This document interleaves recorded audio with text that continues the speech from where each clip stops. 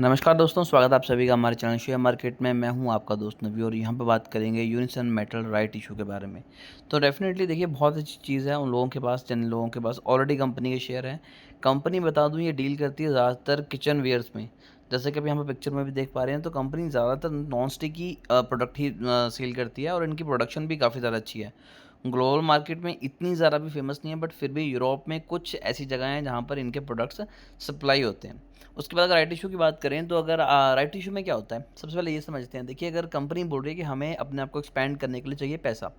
अब पैसा गेन करने के लिए कंपनी के पास काफ़ी ज़्यादा तरीके होते हैं। बैंक से भी लोन ले सकती है, किसी बड़े इन्वेस्टर के पास जा सकती है, अपने शेयर गिरवी रख सकती है, अपने शेयर प्लेज कर सकती है। इसके अलावा कंपनी अपने एसेट सेल कर सकती है, प्रमोटर अपनी तरफ से पैसा लगा सकता है।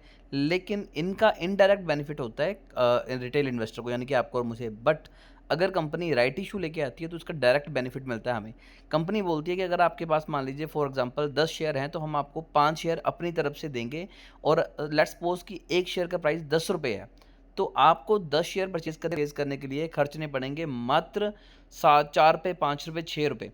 तो कंपनी आपको डिस्काउंटेड प्राइस पे शेयर जो है वो ऑफर करती है। तो यहाँ पर सेम चीज़ हो रही है। अगर मैं बात करूँ, तो कंपनी आपको 6:7 का यहाँ पर दे रही है अपना राइट इशू। इसमें क्या हो रहा है कि कंपनी बोल रही है, अगर आपके पास 7 शेयर हैं, तो आप कंपनी के 6 शेयर परचेज करने के लिए एलिजिबल है।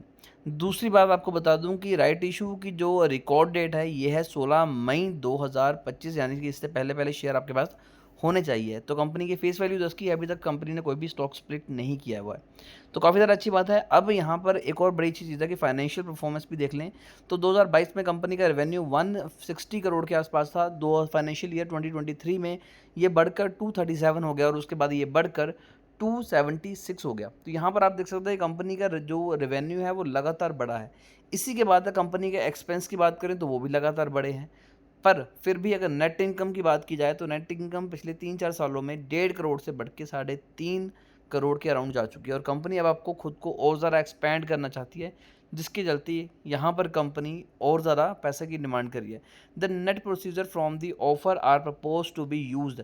अब कंपनी बोल रही है कि जो पैसा हम आपसे लेंगे राइट इशू के थ्रू, उसे हम कैसे किस किस चीज़ों पे यूज़ करने वाले हैं।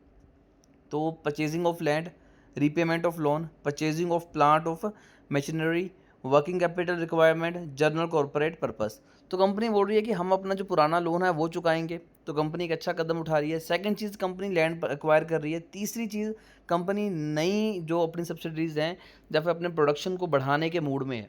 डेफिनेटली एक अच्छी चीज़ है। रिटर्न ऑन कैपिटल एम्प्लॉयड की बात की जाए, तो 14.4 है, रिटर्न ऑन इक्विटी 11.3 है, दोनों ही डिसेंट है। पर मोटर होल्डिंग 51.6 है, ये भी बहुत बढ़िया है। डीआई और एफआई ने पैसा नहीं लगाया, तो ये थोड़ी सी चीज़ तंग करने वाली है। कर्जा कंपनी पे 66 करोड़ का है, और रिजर्व में कंपनी के पास तकरीबन तकरीबन कह सकते हैं कि 19 करोड़ रुपए पड़े हुए हैं।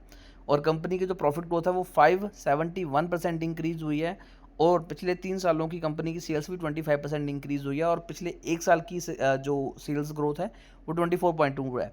तो ओवरऑल कंपनी काफ़ी ज़्यादा अच्छा काम कर रही है, और लॉन्ग रन में अच्छे रिटर्न भी निकाल के देगी। तो डेफिनेटली शेयर को अपनी वॉच लिस्ट में रख सकते हैं। फिर भी शेयर को लेकर अगर आपकी कोई भी क्वेरी है, तो कमेंट कीजिए।